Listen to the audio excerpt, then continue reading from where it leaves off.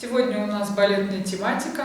Мы рисуем пару сидящих Today we французскими have ballet балерин. dancer subjects. There are two ballet dancers we see from the back.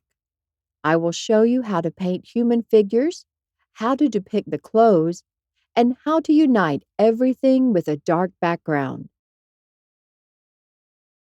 Here is the finished watercolor I will have created by the end of this video lesson.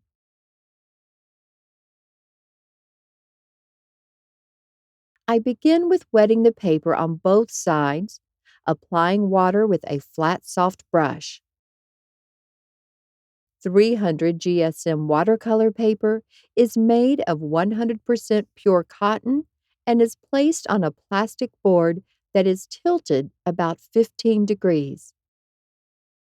For the color of the flesh, I have mixed raw sienna, orange, and a bit of phthalo blue pigments.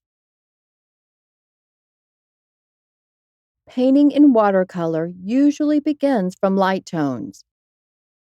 Next to these tones, I am adding mid-tone colors, which are mixed from the same pigments but less tinted and therefore appear darker. I will do the entire piece a la prima, which means painting it in one session. I will be painting the human figures using the dry brush on moist watercolor painting technique. The most important part of this technique is to keep the correct balance between wetness of the paper and the brush. The paper must be moist, meaning it should not have a glossy layer of water on its surface, but rather should be almost dry and feel cool to the touch. Paper is the most important ingredient of good watercolor painting. Another part of the equation is how much water is loaded on the brush. The brush should also be moist. This means that you cannot squeeze much water from it. Here's once again how to paint flesh. First, I apply a light tint that serves the purpose of the skin highlights. Then I paint the midtones. And when the middle tones are in place, I can deepen them up to build up tonal values as if I'm sculpting a figure. The choice of color pigments is very much secondary. It's not about the color of the hair, but their tonal values. When painting in several layers, I have to keep the brush even drier.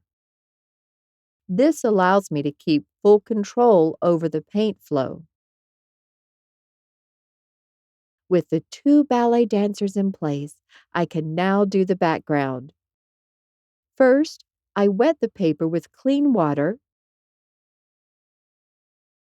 I am painting the background wet into wet.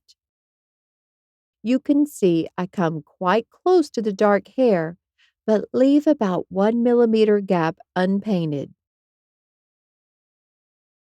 It is always better to mix your own black from 2 or more complementary pigments.